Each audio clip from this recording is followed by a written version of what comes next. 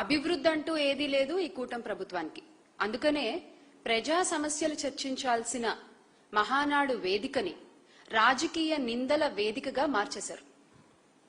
రాజకీయ నిందల వేదికగా మార్చేశారు. అసలు ముఖ్యమంత్రి గారి దగ్గర నుంచి, గౌరవ శ్రీ నారా చంద్రబాబు నాయుడు గారి దగ్గర నుంచి ఆయన మంత్రివర్గం అంతా కూడా స్ట్రీట్ లాంగ్వేజ్ కి బాగా అలవాటు పడ్డారు. ఎలా అంటే ఒకళ్ళతో ఒకళ్ళు పోటీలు పెట్టుకుని మరి స్ట్రీట్ లాంగ్వేజ్ లో మాట్లాడుతున్నారు. అసలు చేసింది ఏమీ లేదు కాబట్టే 2 ఏళ్లు అయినా కూడా వైఎస్ఆర్ కాంగ్రెస్ పార్టీ పైన నిత్యం జగన్నామస్మరణ చేసుకుంటూ కాలాన్ని వెళ్లబుచ్చుతున్నారు తప్ప, ఇదిగో ఈ 2 ఏళ్లలో ఇది మేం చేసింది అని ధైర్యంగా ఎవరన్నా ముందుకొచ్చి మాట్లాడారా మహానాడులో? ఏదీ లేదు. ఇక 164 సీట్లు గెలిచిన తర్వాత కూడా ఈ రోజుకి కూడా మీరు జగన్ గారి పేరు లేకుండా ఒక్క ప్రసంగం కూడా చేయలేకపోతున్నారంటే మీకు జగన్మోహన్ రెడ్డి గారి సుపరిపాలనపై ఎంత భయం ఉంది, జగన్మోహన్ రెడ్డి గారంటే ఎంత వణుకుంది అనేది అర్థమవుతోంది. చాలా చాలా క్లియర్ గా అర్థమవుతోంది. ఏమన్నా అంటే దిగజారిపోయి, మీ స్థాయికి దిగజారిపోయి వీధుల్లో మాట్లాడుకుంటారు చూసారా, అలాంటి మాటలు మాట్లాడతారు గౌరవ పదవుల్లో ఉన్న మంత్రులు, అధికారులు.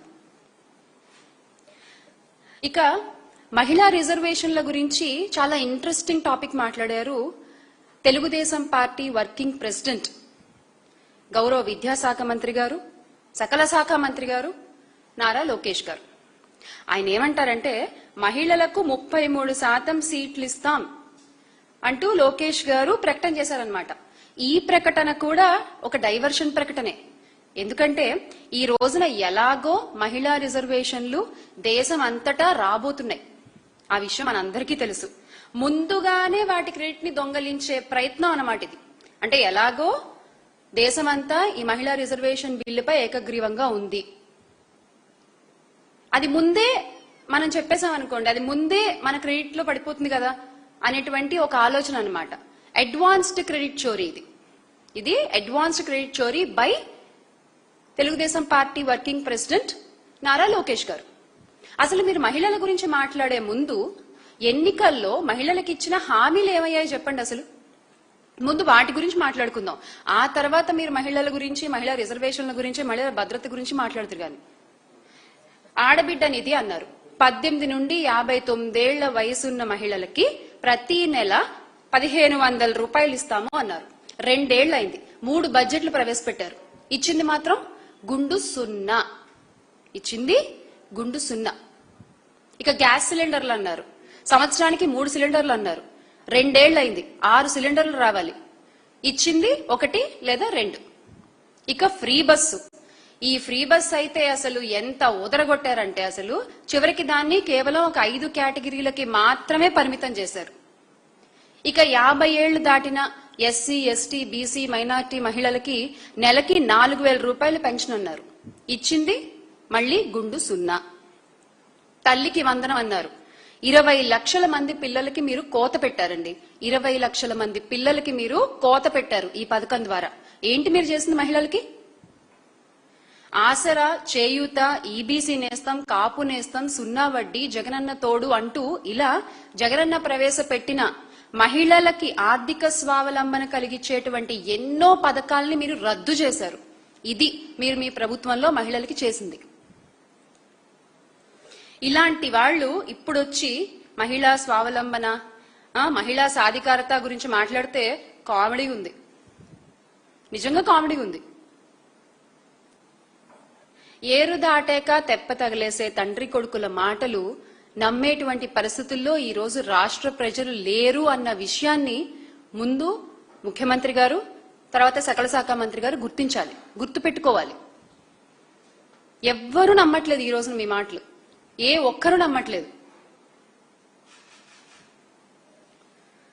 అసలు మహిళలకు 33% రిజర్వేషన్లు ఇవ్వాలన్న విషయంలో దేశమంతా ఒక్కటిగా ఉన్న ఈ టైంలో, త్వరలో ఎలాగో ఆ బిల్లు పాస్ అవబోతున్న టైంలో దాన్ని మీ క్రెడిట్ లో వేసుకునే ప్రయత్నం చేస్తున్నారు.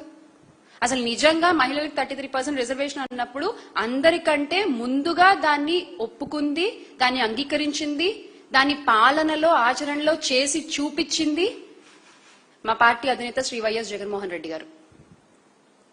ఎస్, ఆయన మీలాగా మాటల వరకే ఆగిపోలేదు, చేతల్లో చేసి చూపించారు. ఈ రోజున చంద్రబాబు నాయుడు గారు చెప్తున్నారు, మా party working president Nara Lokesh గారు మాట్లాడినటువంటి 33% రిజర్వేషన్ ని ఉమెన్ కి నేను ఆమోదిస్తున్నాను అని. అసలు మీరేంటి సార్ ఆమోదించారు? మీరు ఆమోదిస్తారు, అమలు చేయరు. అమలు చేసేది వైఎస్ జగన్మోహన్ రెడ్డి గారు. మీరు ఆమోదించడం ఏంటి? త్వరలో ఎలాగో పార్లమెంట్ లో ఆ బిల్లు పాస్ అవబోతోంది, ఎలాగో 33% రిజర్వేషన్ దేశమంతటా రాబోతోంది ఉమెన్ కి.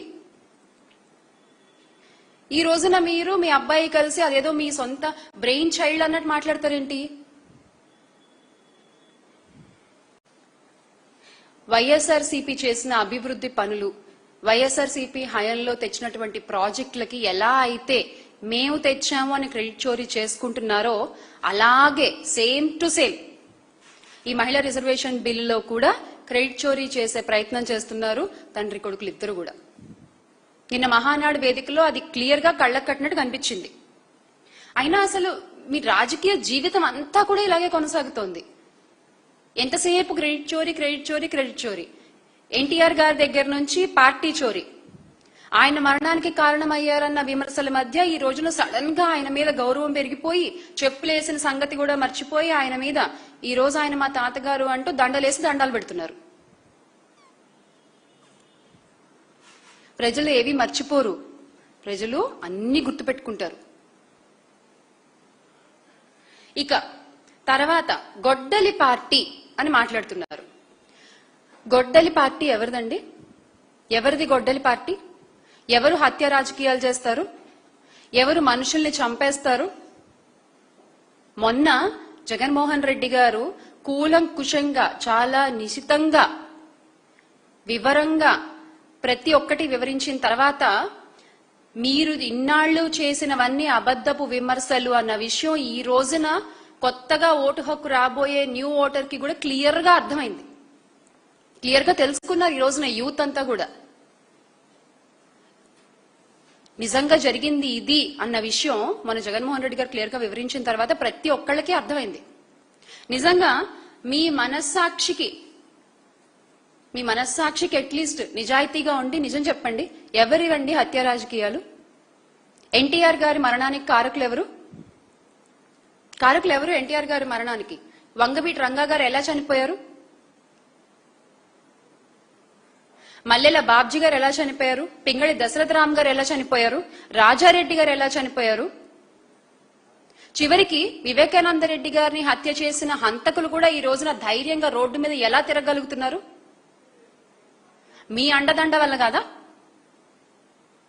అంతెందుకు సచివాలయ ఉద్యోగులు, మీరు అధికారంలోకి వచ్చిన తర్వాత సచివాలయ ఉద్యోగులు 100 మంది ఆత్మహత్య చేసుకుని చనిపోయారు. ఆ ఆత్మహత్యల కారకులు ఎవరు? మీరు కాదా? జగన్మోహన్ రెడ్డి గారు ఆయన నాయకత్వంలో అక్టోబర్ 2, 2019 దేశంలోనే for the first time after independence ఒకటే రోజున 1,20,000కి పైగా సచివాలయ ఉద్యోగాలు రిక్రూట్ చేశారు. This is the all time record. Independence తర్వాత మన దేశంలో ఎప్పుడు ఇలా జరగలేదు. This is the first time. Jaganmohan Reddy గారి నాయకత్వంలో సచివాలయ ఉద్యోగుల్ని అక్టోబర్ 2, నేను డేట్ కూడా చెప్తున్నాను, అక్టోబర్ 2, 2019 1,20,000 ఉద్యోగాలు రిక్రూట్ చేసిన ఘనత జగన్మోహన్ రెడ్డి గారిదైతే, మీరు ప్రభుత్వంలోకి వచ్చిన తర్వాత, మీరు అధికారంలోకి వచ్చిన తర్వాత ఈ 2 ఏళ్లలో 100 మంది సచివాలయ ఉద్యోగులు ఆత్మహత్యలు చేసుకున్నారు. యువకులు వాళ్ళందరూ కూడా, ది యంగ్ జనరేషన్. దానికి కారకులు ఎవరు? మీరు కాదా? దీన్ని బట్టి అర్థం కావట్లేదా ఎవరివి హత్య రాజకీయాలు, ఎవరిది గొడ్డలి పార్టీ అని?